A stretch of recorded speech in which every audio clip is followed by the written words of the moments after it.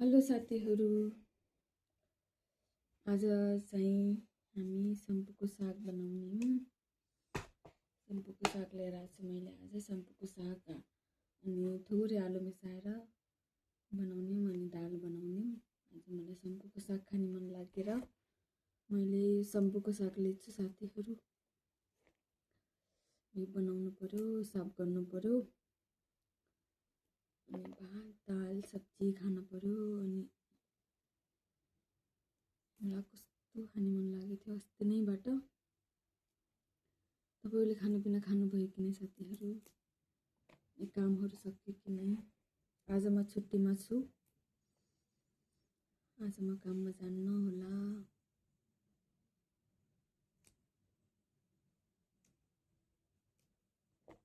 कति राम्रो छ, फ्रेस एकदम। अहिले नै टिपेर लिएको जस्तो छ, अहिले नै टिपेर लिएको जस्तो।